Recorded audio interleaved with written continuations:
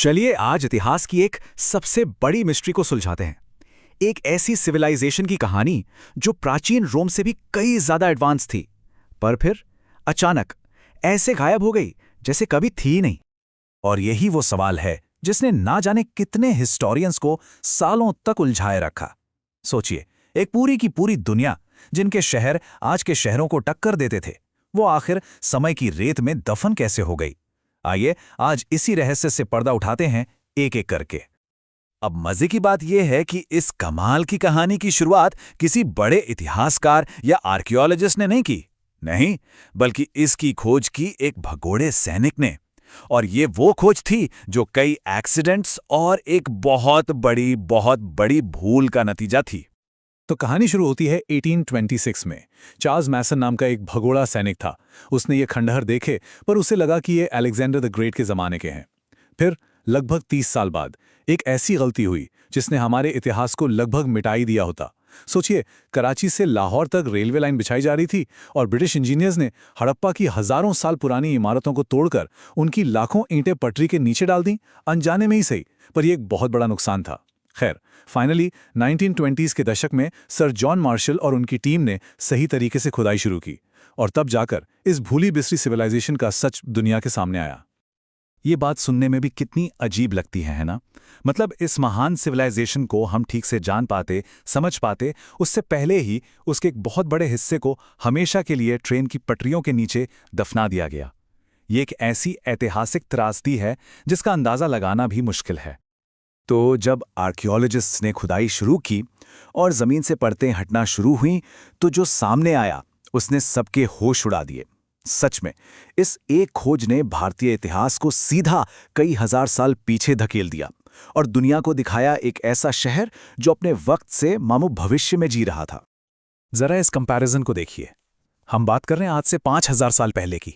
उस वक्त सिंधु घाटी के हर एक घर में अपना कुआं था, अपना टॉयलेट था और ढकी हुई नालियां थीं, और इसके हजारों साल बाद भी लंदन और पेरिस जैसे शहरों में इसका नामो निशान तक नहीं था। मतलब आप सोच सकते हैं कि वो लोग अर्बन प्लानिंग में कितने आगे थे। और ये सिर्फ शहर नहीं थे, ये एक सुपर ऑर्गेनाइज सोसाइटी का सबूत थे। सड़कें एकदम सीधी, एक दूसरे को 90 डिग्रीज पर काटती हुईं, जैसे किसी ने ग्रिड पर बनाई हो। हर घर में लगी ईंटों का साइज तक एक जैसा था, और पब्लिक सुविधाओं पर कितना जोर था इसका सबूत है मोहनजोदड़ो का ग्रेट बाथ। पर सबसे चौंकाने वाली बात क्या थी पता है? यहाँ मिस्र या मेसोपोटामिया की तरह कोई बड़े बड़े महल, विशाल मंदिर या राजाओं की कब्रें नहीं मिली, कुछ भी नहीं। ऐसा लगता है मानो ये एक ऐसी सोसाइटी थी जहाँ राजा महाराजाओं से ज्यादा आम लोगों और समुदाय को अहमियत दी जाती थी। और ये कोई छोटी मोटी बस्ती नहीं थी।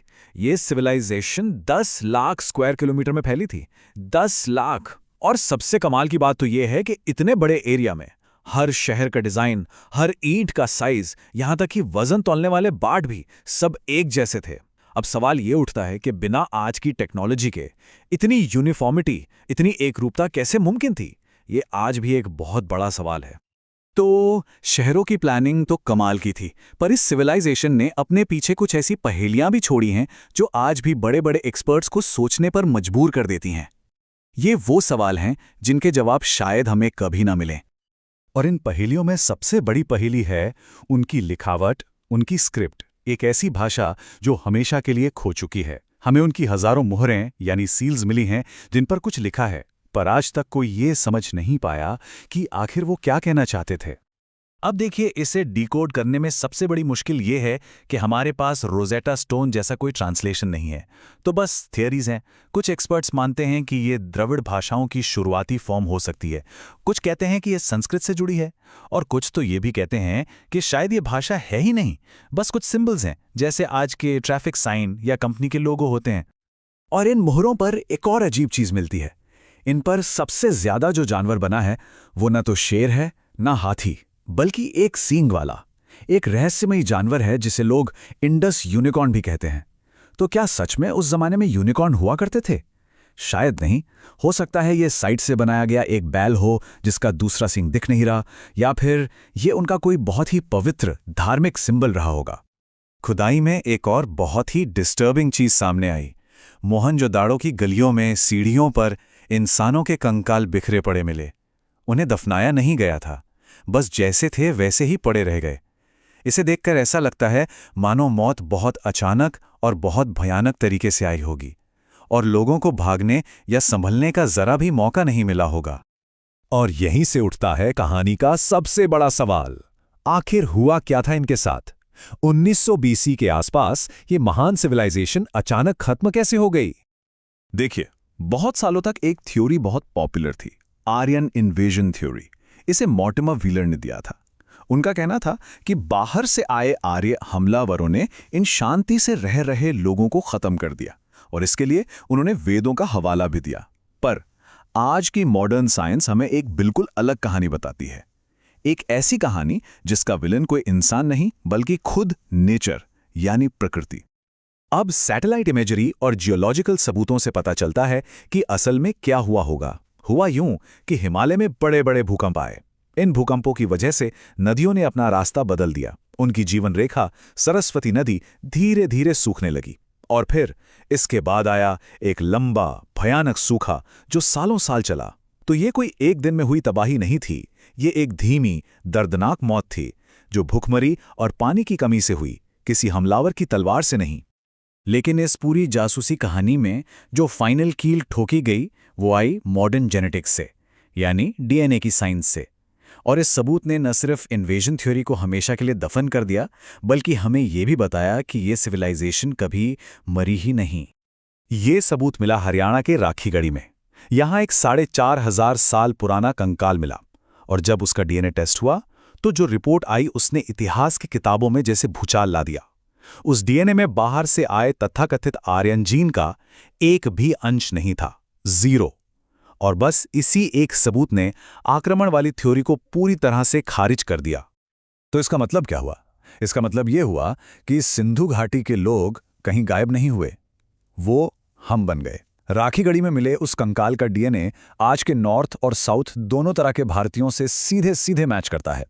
मतलब साइंस ने यह साबित कर दिया है कि हम सब उन्हीं के वंशज हैं। और उनकी विरासत आज भी हमारे अंदर, हमारे आसपास जिंदा है। जब कोई हाथ जोड़कर नमस्ते करता है, जब शादीशुदा औरतें मांग में सिंदूर लगाती हैं, जब हम पीपल के पेड़ या बैल की पूजा करते हैं, तो हम अनजाने में ही सही एक 5000 साल पुरानी परंपरा को आगे बढ़ा रहे होते हैं। ये सब हमारी जड़ों में है, हमारे कल्चर में है। लेकिन कहानी यहां खत्म नहीं होती। इतिहास की यही तो खासियत है।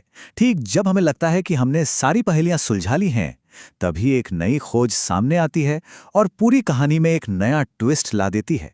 और ये ट्विस्ट उस धारणा को चैलेंज करता है जो ये मानती थी कि हड़प्पा के लोग हमेशा शांतिप्रिय ही थे। ये ट्विस्ट आया उत्तर प्रदेश के सिनौली से। यहां आर्कियोलॉजिस्ट्स को लगभग 4000 साल पुराने युद्ध में इस्तेमाल होने वाले रथ मिले। साथ में तांबे की तलवारें, ढाल और हेलमेट भी मिले। इस एक खोज ने यह साबित कर दिया कि हमारे पूर्वज सिर्फ शानदार शहर बनाना ही नहीं जानते थे, बल्कि वो एक वॉरियर क्लास भी थे जो जंग के मैदान में लड़ना भी जानते थे। और इसने हमारी समझ को और भी गहरा और भी कॉम्प्लेक्स बना दिया है। और ये पूरी कहानी हमें आज एक बहुत जरूरी सवाल पर लाकर छोड़ देती है। सोचिए, 5000 साल पहले उन लोगों ने ऐसे शहर बनाए थे जो कभी बाढ़ में नहीं डूबते थे। और आज हमारे मॉडर्न शहर एक ही बारिश में पानी पानी हो जाते हैं।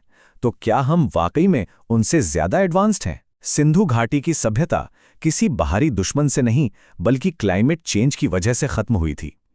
इतिहास हमें एक चेतावनी दे रहा है। अब ये हम पर है कि हम उसे सुनते हैं या नहीं।